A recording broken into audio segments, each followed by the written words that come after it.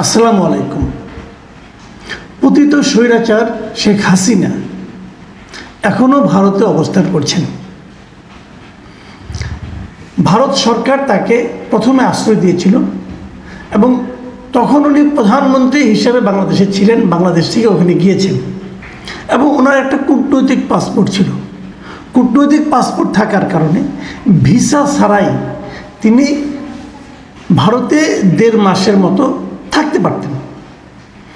আজকে অক্টোবরের 4 তারিখ, মানে প্রায় 2 মাস, 60 দিনই বলতে পারেন আপনি, প্রায় 60 দিন উনি ভারতে আছেন। মানে সরকারের মধ্যে তার কূটনৈতিক পাসপোর্ট বাতিল করে দিয়েছেন।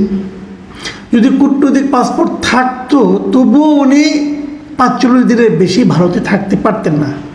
আর এখন পাসপোর্টই বাতিল করে দিয়েছেন। এখন পাসপোর্ট বাতিল করে দেওয়া মানে কি, উনি এখন একটা রাষ্ট্রবিহীন নাগরিক। উনি কোনো দেশেরই আর নাগরিক, নাগরিক হলো পাসপোর্টটাই তার। সে চাইলেও কোথাও এই বৈধ পাসপোর্ট নিয়ে কোথাও যেতে পারবে না। তো এই অবস্থায় উনি ভারতে কতদিন থাকবেন, এই প্রশ্নটা কিন্তু উঠেছে। এবং কেবল তাই নয়, উনি যে ভারতে আছেন, ভারতে উনি কী হিসেবে আছেন তার হচ্ছে বড় কথা।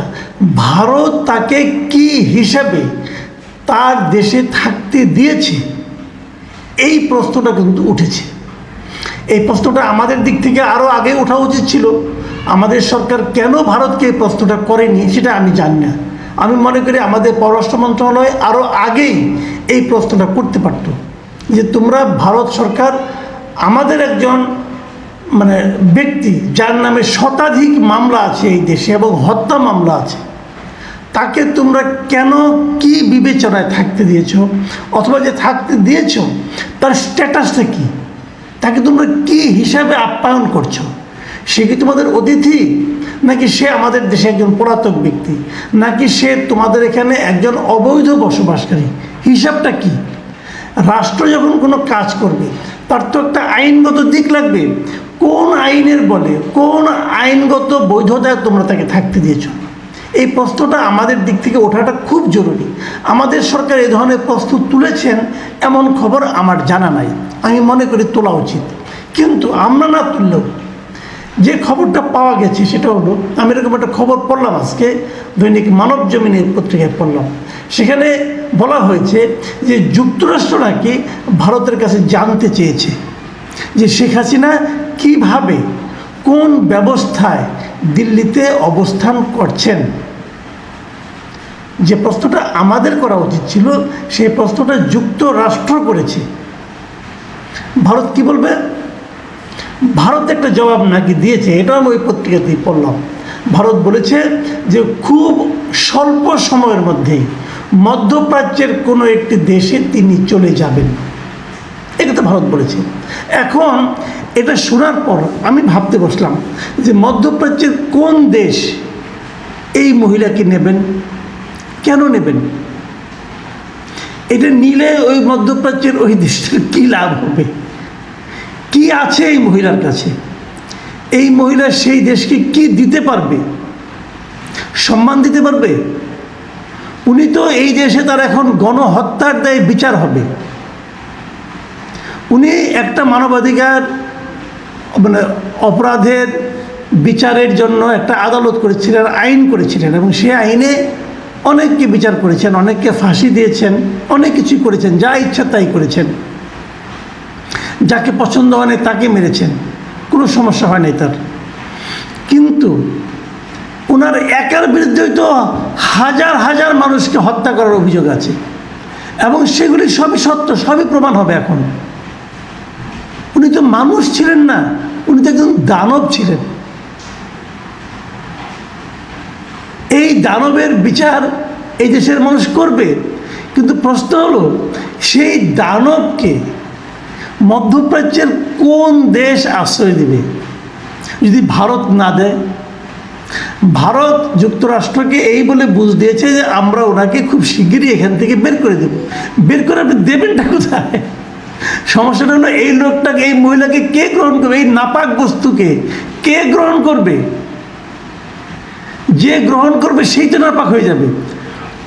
ওনাকে তো এখন সবচেয়ে ভালো জায়গা হলো, যদি ভারত প্রকৃতই সারা দুনিয়ার কাছে নিজেকে নিজের গণতান্ত্রিক বলে দাবি করতে চায়, তাহলে ভারতের উচিত হবে শেখ হাসিনাকে বাংলাদেশের কাছে ফেরত দেওয়া।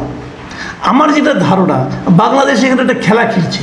খেলাটা কি, যে আমি তোমার কাছে চাইবো না, তুমি হাতে পায়ে ধরে আমার কাছে ফেরত দিবে, কারণ এই মাল তুমি কোথাও রপ্তানি করতে পারবে না। ভারত এই মালকে কোথাও রপ্তানি করতে পারবে না, আমি একে শিওর। কে নিবে একে? এই দুর্গন্ধযুক্ত, এই অপরাধী, এই অমানবিক মানুষের মতো দেখতে কিন্তু মানুষ নয়, তাকে কে নেবে? কেন নেবে? আমি যে আপনাকে একটু গ্যারান্টি দিতে পারি, তাকে যদি বাংলাদেশে এনে ছেড়ে দেওয়া হয়, যে তুমি অবাধে থাকো, যদি ছেড়ে দেওয়া হয়, যে তোমাকে জামিন দেওয়া হলো, তুমি এই বিচারগুলির মুখোমুখি হবা, দিন দিন যে হাইকোর্টে অথবা সুপ্রিম কোর্টে অথবা এই লোয়ার কোর্টে তুমি যে হাজিরা দেবা, বিচার চলবে তোমার। ওনাকে তো অন্য কারো লাগবে না, আওয়ামী লীগের লোকেরা পিঠে মেরে ফেলবে, এটা আমি শিওর। কারণ উনি তো কেবল ওনার নিজের ক্ষতি করেন নাই, ওনার পিতার ক্ষতি করেন নাই, উনি আওয়ামী লীগের মতো একটা বিরাট দলকে পর্যন্ত একদম ধ্বংসের দ্বার প্রান্তে নিয়ে এসেছেন। এখন বিভিন্ন দলের পক্ষ থেকে আওয়ামী লীগকে নিষিদ্ধ করার দাবি উঠছে। এটা কার কারণে? এই মহিলার কারণে, এই মহিলার কারণে।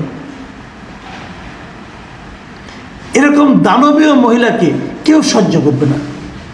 তো কি করবে ভারত? তাকে নিয়ে আসলে আমার ধারণা ভারত বড় বিপদেই পড়েছে।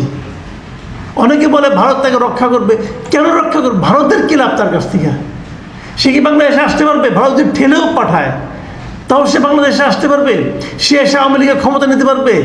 কি করবে সে? মানুষ, আমি মাঝে মাঝে বলি যে আপনি যা কিছু করবেন না, তার সাজা আপনি দুনিয়াতেই পেয়ে যাবেন। আল্লাহ বলে পরকালে তো বিচার হবেই, পরকালে বিচারের জন্য আপনাকে বেশি দিন অপেক্ষা করতে হবে না, দুনিয়াতেই তার কিছু নমুনা দেখে যাবেন। এই মহিলা যেটা এখন দেখছেন, এই দেশে তার নাম উচ্চারণ করার মতো একটা লোক আছে এখন? নেই। গায়ের জোরে ধমক দিয়ে আর কত কিছু মোসাহেব পালন করে, কিছু মোসাহেব তার সঙ্গে সবসময় থাকতো, যারা স্থাবকতা করতো, যারা হাত কষ্টাতো, জিন্দাবাদ জিন্দাবাদ বলতো। ওরা কোথায় এখন? সব পালিয়েছে। কোথায় পালিয়েছে? আসতে পারবে? তো এই যে বাস্তবতাটা, এই বাস্তবতার মুখে তাকে কোথায় পাঠাবে ভারত আমি বুঝতে পারি না। পৃথিবী, আমি নিশ্চিতভাবে বলতে পারি, পৃথিবীর কোনো দেশ এই আবর্জনাকে গ্রহণ করে, দুর্গন্ধযুক্ত আবর্জনাকে গ্রহণ করবে না, কোনো দেশ না। হয় ভারতকে সহ্য করতে হবে, কিন্তু ভারত এটা ভারতও পারবে না, কারণ আমেরিকা তাকে প্রশ্ন করেছে অলরেডি, এখন অনেকেই প্রশ্ন করবে। আমি জানি না প্রিয় দর্শক, আপনারা এইখান থেকে, এই জায়গা থেকে আপনারাও লক্ষ্য করবেন আগামীতে অন্য রাজনৈতিক দলগুলো, অন্য রাজনৈতিক দলের নেতারা শিক্ষা নেবেন কিনা। আপনি যত বড় স্বৈরাচারী হন না কেন, যত বড় অত্যাচারী হন না কেন, আপনার একটা শেষ থাকবে, এবং সেই শেষটা হবে যে কাজটা করবেন সেই অনুযায়ী কাজ হবে। যত অত্যাচার করবেন তত ভয়াবহ হবে আপনার পতন। কাজে সবাইকে অনুরোধ করব, ভাই যে যাই করেন মনে রাখবেন এই দিন না, আপনাকে আরও দিনের মুখোমুখি হতে হবে। সেই দিন আপনি কিভাবে সহ্য করবেন তার জন্য একটা প্রস্তুতি রাখবেন। প্রিয় দর্শক, এখন এই পর্যন্তই। আল্লাহ হাফেজ।